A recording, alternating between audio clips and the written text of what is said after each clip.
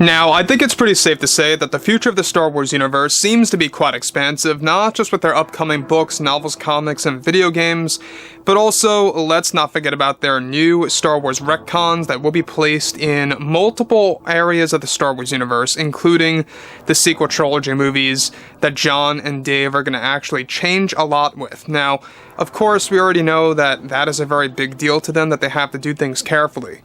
This is Mike Zero. Make sure to subscribe if you are new to the channel for future Star Wars updates. Also, by the way, guys, make sure to drop a thumbs up on this video to support the channel. I thank you all so very much for the kind support. It is greatly appreciated. Now, one thing about the new universe between Jon and Dave is that they have all their eyes set on making specific retcons that are going to really further enhance specific moments in the Skywalker saga, one of which is aimed currently at the rise of Skywalker and how they can find ways and avenues to really change the overall ending of Episode 9. Now, we're going to be going over what Favreau had to say about what he is calling the mother of all retcons for specifically the sequel trilogy alone, and exactly what he was able to tease about this quote-unquote supposed mother of all retcons for Episode 9. Now, on top of this, alright, we already know that a lot of fans may question the use of retcons, whether or not they're necessary, if it's a waste of time, or if it really even is all that much needed to change people's mindsets on specific films. You know, some people don't even really care about what changes are going to come, right? Because that all is dependent on execution and exactly how it's going to roll out.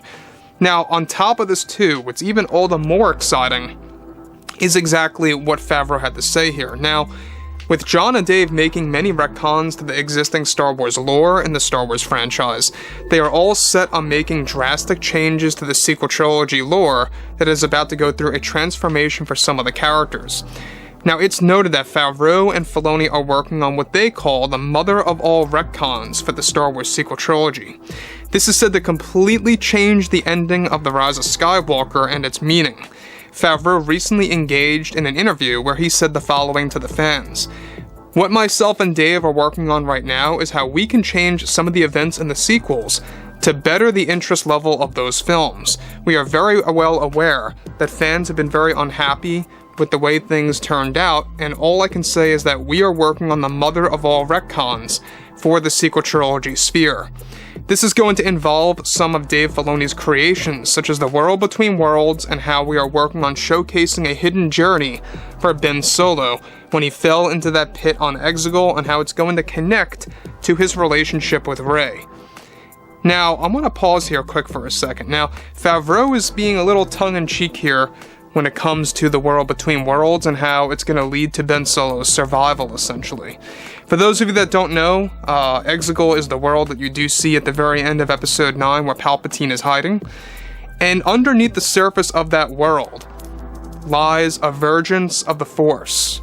And if you guys know about the lore, the Vergence of the Force holds connections to the World Between Worlds. So there is a link there that is exactly what the acolytes of the Beyond were searching for as well, and it really does lend itself to what they are trying to achieve with Ben Solo.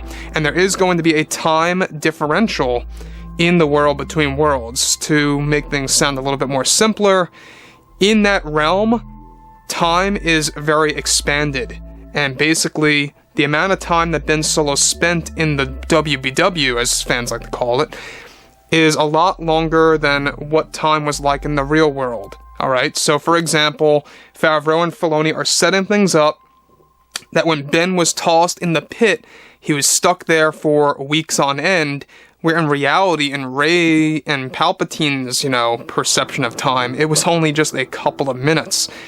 And it is there where he learned the life force exchange technique from the Force Ghosts of the past.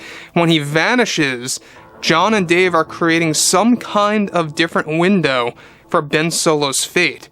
Now, we're not quite sure if that means he's joining the netherworld of the Force, or if he's going back to the World Between Worlds, or if it's something completely new that we have never seen before in the Star Wars franchise. So on top of this too, alright, this is obviously a very big thing that Jon and Dave have to be very careful about. when picking and choosing how this is going to be executed. Further on, alright, he goes on to say, many have been asking us if we think Ben Solo should have survived, and my answer to that is yes, we do. You need the Skywalkers to live on, to keep the core of this brand prominent and true to George's vision.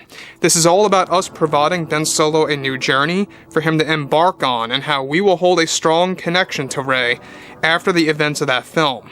Our plan for Ben's fate is still being worked on, but we think that fans are going to be mind-blown with what we have in store. Separate from what Favreau stated here, this all alludes to their plan of having Ben Solo trapped in the world between worlds after he vanished on Exegol, and that there is a reason Ben did not show up as a Force ghost. So, in case you guys did not know, that was JJ's idea, to keep Ben Solo's fate very much vague. And that was the one thing that he agreed on with Kathleen Kennedy, saying, if you're not going to let Ben Solo survive, at least let me keep his fate vague in case you guys want to come back to it, in which they are now. And that was a very smart move of JJ. I think that he thought things out very well.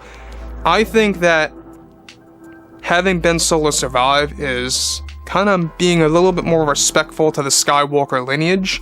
Killing the Skywalkers off one by one, even the youngest one, Ben Solo, I thought was just a little off for the sequel trilogy. I get it, at the time, they were marketing it as the end of the Skywalker saga, you gotta kill off all the Skywalkers, right?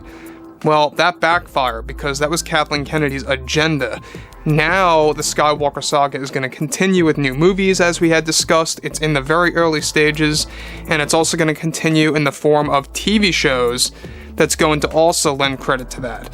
So now they're reversing that, and they're really kind of creating new meaning to the title of Episode 9, given that they are already getting rid of the whole Rey Skywalker thing and how she names herself that. That's no longer going to be a thing in the new canon.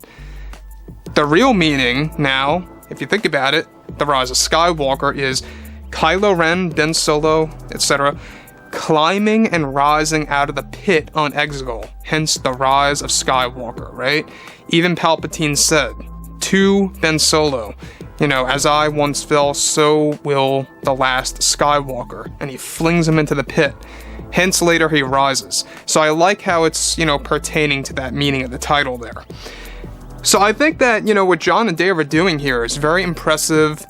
He's teasing a lot of things with the world between worlds, and with Ben Solo's fate, and how that's going to pertain to what he likes to call the mother of all retcons. At least for the sequels, not for the entirety of Star Wars, let's be clear about that.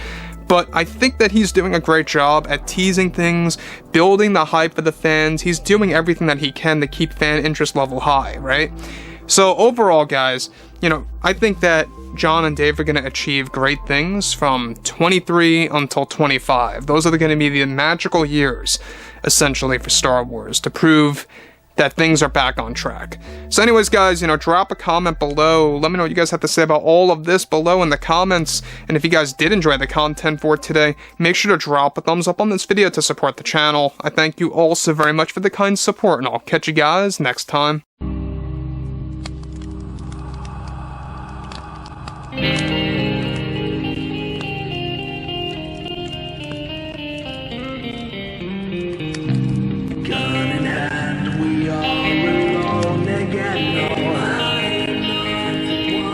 From night to moon, we hear them moans again.